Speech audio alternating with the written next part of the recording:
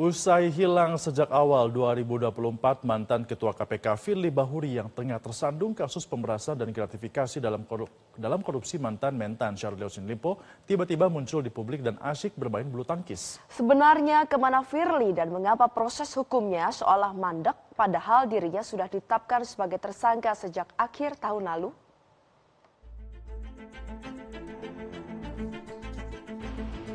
Ditemukannya bukti yang cukup untuk menetapkan saudara FB selaku Ketua KPK RI sebagai tersangka. Awal Juli ini publik digemparkan dengan kemunculan sosok mantan Ketua KPK Firly Bahuri yang tengah tersandung kasus pemerasan dan penerimaan gratifikasi dengan penanganan perkara korupsi mantan Menteri Pertanian Syahrul Yassin Limpo. Pasalnya Firly berkali-kali mangkir dari panggilan Polda Metro Jaya, namun justru asik bermain bulu tangkis di sebuah gor di Jakarta Barat bersama Kevin Sanjaya dan Markus Gideon, dua punggawa bulu tangkis Indonesia.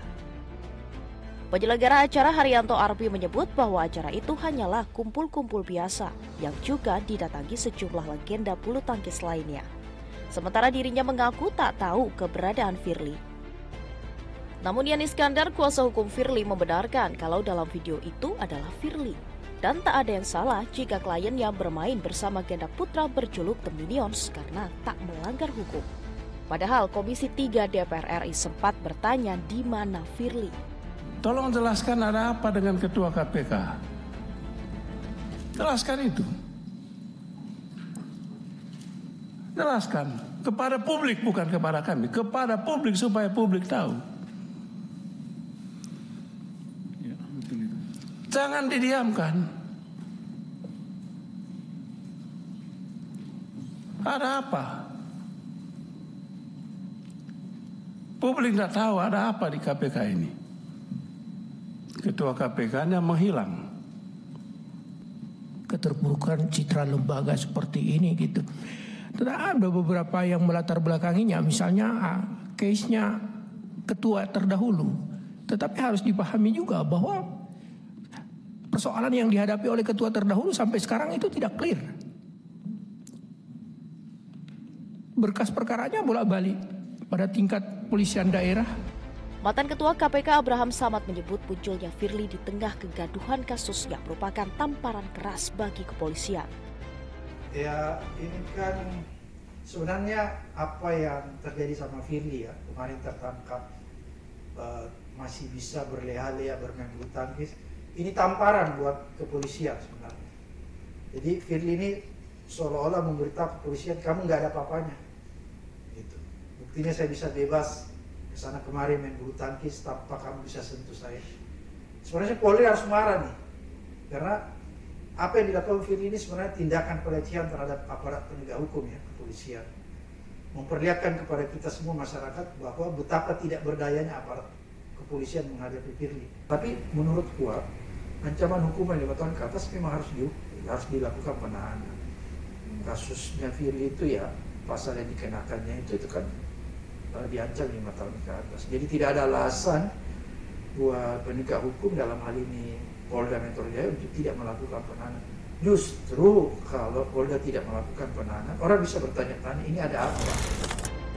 Firly yang tertangkap basah bermain bulu tangkis saat kasusnya tengah bergulir membuat banyak pihak mencak-mencak.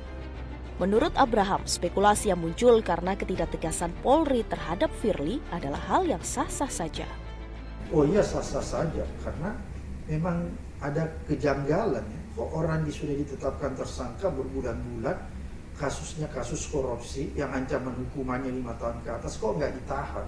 Kok orang yang nggak punya kekuatan, rakyat biasa, rakyat marginal, misalnya kayak Peggy itu dengan mudah ditahan, dijemput di rumahnya. Tapi Firly kan dikasih keistimewaan. Pertanyaannya kemudian muncul, apakah karena dia purnawirawan jenderal sehingga dia mendapat privilege kan itu? Boyamin Saiman, koordinator masyarakat anti korupsi, menyebut kalau rakyat Indonesia sudah kena prank. Bahkan akan menggugat jika sampai Agustus kasus Firly masih mandek. Kita semua, seluruh rakyat Indonesia kena prank, kena suatu yang mengejutkan tapi tidak kenyataan dari Polda Metro Jaya. Karena apa? 7 bulan yang lalu kita dikejutkan bahwa penyidik Polda Metro Jaya menangani kasus dugaan pemerasan, penyuapan, gratifikasi yang menyangkut Pak Firly Bahuri, Ketua KPK. Dan bahkan Polda Metro Jaya meminta masyarakat untuk mengawalnya. Dan saat itu transparan dan cepat. Penyidikan, saksi, kemudian tersangka.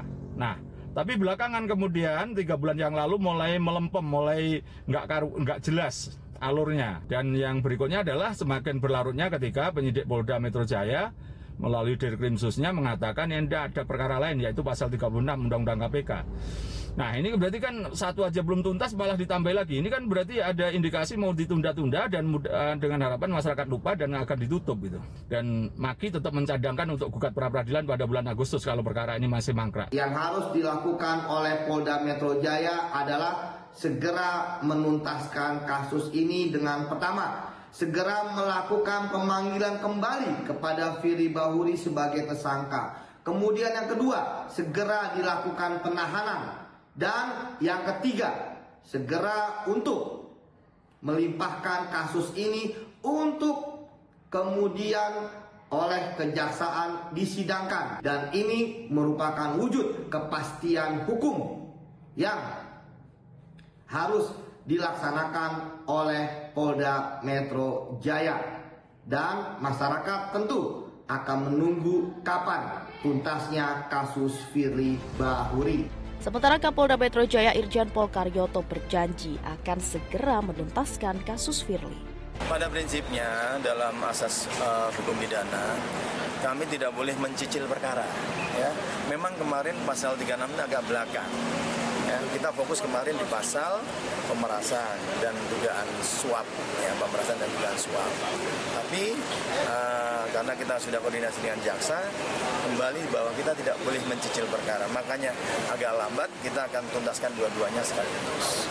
Mohon waktu, ya. Semuanya perlu koordinasi, hal-hal yang belum dipenuhi segera dipenuhi, keterangan-keterangan apa yang dibutuhkan untuk memenuhi baik pasal yang pertama maupun pasal yang kedua. Jelajahi cara baru mendapatkan informasi. Download Metro TV Extend sekarang.